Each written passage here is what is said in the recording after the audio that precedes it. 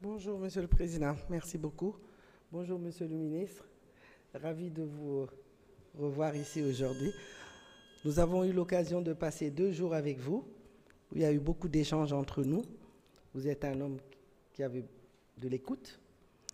et qui aimait l'échange. Donc ça s'est très bien passé. Mes chers collègues, le peuple attend de nous et du gouvernement plus de transparence et de responsabilité. Aujourd'hui, nous avons l'occasion de renforcer ces principes avec la création de l'OFNAC, qui doit devenir un outil puissant contre la corruption. En adoptant cette loi et en mettant en place l'OFNAC, nous envoyons un message clair. La transparence et la responsabilité doivent être la règle et non l'exception. Le Sénégal change. Faisons de cette mutation une victoire pour la souveraineté, la dignité et l'avenir de notre peuple. Même si cette plénière n'est pas motivée par la dette dont tout le monde parle, cette dette cachée qui nous est tombée dessus, cela montre l'importance cruciale de la transparence et du contrôle pour éviter les scandales financiers. Cette institution, qui est donc l'OFNAC, est le garant que l'argent public serve aux Sénégalais. L'objectif de la déclaration de patrimoine est que tous les responsables publics qui gèrent plus ou moins des deniers publics puissent rendre compte de leur patrimoine en entrant et en sortant. Ça, c'est quelque chose qui est banal normalement. Dans les autres pays, ça, c'est quelque chose de banal. Donc, nous devons nous l'approprier aussi. Donc, et ça permet de prévenir tous ces conflits d'intérêts qui peuvent y avoir. Les lois sur la déclaration de patrimoine et de l'OFNAC sont des instruments essentiels pour que ce type de situation ne puisse plus exister dans notre pays. Dañuy naan uude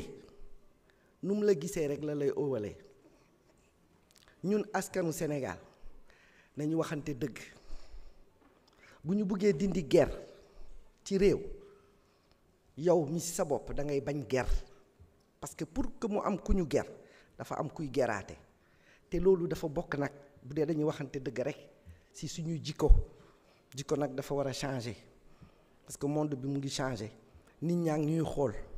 nañ dindi guerre ci suñuy habitude boo demee fenn nga am droit ci dara ñu bëgg la ko xañ yuuxul ci kaw ñu dégg la parce que sa droit la askan dafa war a xam droit am maîtriser ko xam ay devoir am boo ko defulee rek doo réussir mënuloo fal benn gouvernement nga ne gouvernement boobu defaral ma yëpp defaral ma hôpital defaral ma sama doom na jàngi naa fa te yow ci sa bopp nekkoo di surveiller OFNAC buñ ko fi tegee jox ko ay jumtukaay yu wër may ko doole mais tànk OFNAC suñuy tànk dañ koy gëstu duñ ko bàyyi rek muy def lu ko neex yéen ngi dégg loolu moo fi xewoon donc nag man je pense que on doit revenir à la citoyenneté réelle nekk de bons citoyens ani François Hollande ancien président wu France tey député la ani Macky Sall mu ngi fële Maroc nekk mini roi ndaxte château la fa tabax moo tax depuis le début moo wax leen ne que Macky Sall dafa passation rek daw parce que mooy sàcc bu ngande bi ñoom li ñu sàcc dafa bëri te on va tout faire pour que li ñu sàcc ñu delloosi ko te ñiy waaj a sàcc moom bu yeboo loolu génn ci seen xel parce que ça c'est fini. C'est fini parce qu'on ne peut pas avoir un chef d'État français boo xam ne tey mu ngi nekk député yow ñu faloon la fii nga nekk fi pendant 12 ans nga dem yaa ngi dégg nekk benn roi bi ma ko gisee anniversaire am 10 employé marocain la rangale ma ne yéen Macky mu ngi noos ak suñu xaalis bu baax a baax j'espère que dina. jërëjëf honorable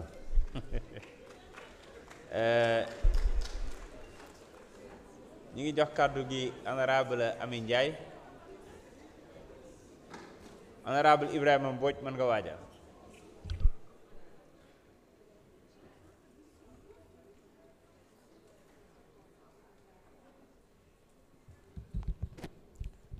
Asalaamaaleykum wa rahmatullah. Merci Monsieur le Président, Monsieur le ministre de la Justice, chers collègues honorables députés, ñu ngi leen di nuyu ku ci nekk sa tur ak sa sant di am mbégte nag tey par rapport ak li nga xam ne moo ñu fi dajale muy le projet de loi portant la création de l'OFNAC. mu nekk loo xamante ne ñun ñoo ko diggoon askan bi te Olof Njaay nag nee na diggee bor la te réew suñ ko bëggee defar dañ ko mën a defar ci jubal ak jubanti. Et je pense que le projet de loi, ça entre en cohérence avec l'agenda national de transformation, bi nga xamantene moy la politique du président de la République, à travers l'axe 4, muy la bonne gouvernance. Danaka tay ak suba yépp lepp lu ñuy wax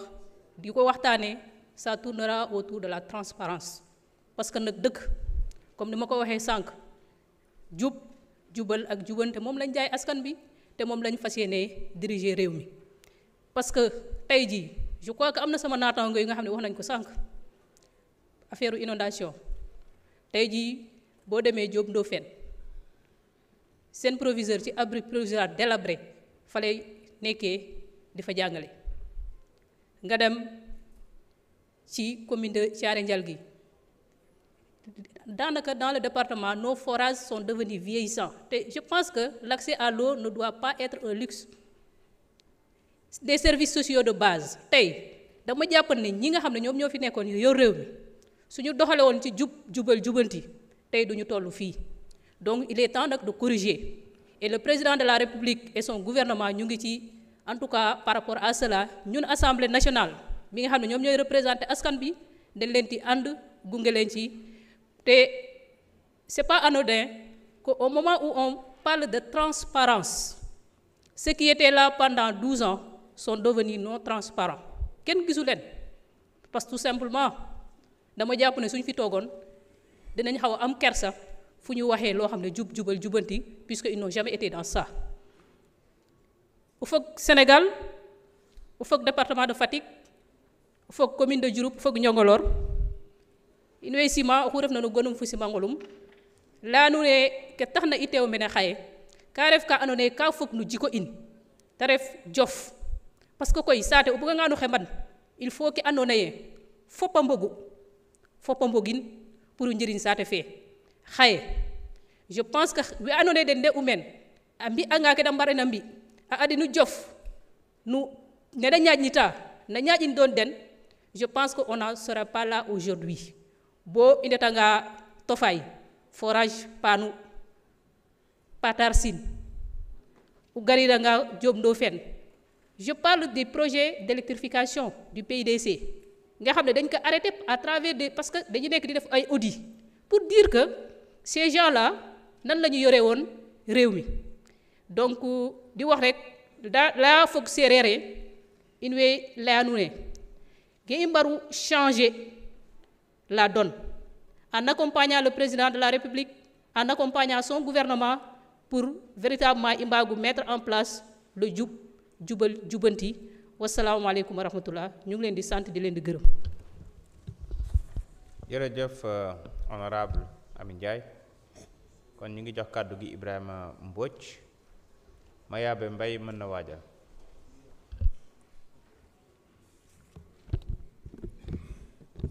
Merci Monsieur le Président, Monsieur le ministre de la Justice, garde des Sceaux ñu ngi lay nuyu, chers collègues honorables députés. Donc tey dañu ñëwoon pour intervenir ci loi OFNAC bi nga xamante ni ministre de la Justice moom moo ko fi indi te mu nekk loi boo xamante ni dafay xeex ger nag nekk loo xamante ni ñi ma jiitu wax nañ ko dafay nërmeel vraiment réew. Parce que gis nañu li xewoon ci régime précédent bi nga xamante ni le président Macky Sall moom moo ko jiite woon xëy na moom indi woon na OFNAC en 2012 mais je pense que daf ko indi ba pare nasaxal ko parce que tey bu fekkente ni OFNAC dafay xeex la corruption alors que ñu gis ni Sénégal corruption bi dafay gën a jéggi daywa dafay nërmeelu boo jëlee comme référence par exemple l'indice de perception de la corruption bi nga xamante ni Transparency International moom moo koy évaluer chaque année da ngay gis ni Macky Sall bi muy door a falu donc dafa amoon benn progression bu am ci indice de perception de la corruption mu dem ba 2015 mu stabiliser wu jusqu'en 2021 mais en fin de régime da ngay gis ni Sénégal dafa gën a delluwaat gannaaw te loolu lépp li koy waral mooy le président si boppam moom moo amul woon volonté vraiment pour xeex la corruption parce que rapport yi ñëpp daanuñ gis ni ay rapport daanañ ko def mais des daan teg coom-coom ba nga xamante ni vraiment da doon promouvoir en tout cas ay nitam pour que ñu dem vers la corruption à travers les élections yi nga xamante ni ñoom ñoo fi daawoon di jàll. kon bi le président de la République Bassirou Diomaye Diakhar Faye ñëwee ak son premier ministre Ousmane Sonko dañoo gis ni indice de perception de cette corruption-là dafa évoluer au moins de 2 points te je pense que bu fekkente ni voté nañu loi bi ñu en tout cas continuer suñu volonté en tout cas à lutter contre la corruption bu boobaa Sénégal dina génn ci zone rouge bi nga xamante ni fa la nekk depuis tout le régime de Macky Sall kon nag ministre de la justice dañ lay féliciter vraiment ci loi yi nga xamante ni indi nga ko assemblée nga défendre que durant les travaux de commission vraiment avec honnêteté kon mbokk yi promesse bi nga xamante ni mooy jub-jubal jubbanti te le président Ousmane Sonko jaayoon ko Sénégalais yi te moom mu nekkoon ci situation yoo xamante ni tey le régime précédent def na tout pour jéem ko corrompre mënul nekk kon tey kooku tey li mu doon woote démb ak bërki démb tey daf ko gën a dëggal à travers son excellence Bassirou Diomaye Diakhar Faye à travers le ministre de la justice kon corruption boobu li muy indi mooy benn manque à gagner ça veut dire xaalis bi nga xamante ni waroon na dugg ci keesu état bi dafay tabbi ci ay poosu ay samba boy te je pense que exemple yi bari nañ fi te bu loi bi tegoo xaalis bi yóbbu yëpp bu ñu ko récupérer wala bu ñu demee ba benneen xaalis dootul génn ci poosu askan wi di dem ci poosu ñi nga xamante ni ay corrupteurs lañ wala ay corrompus bu boobaa xaalis boobu buñ ko évaluer ci ay milliards dina mën a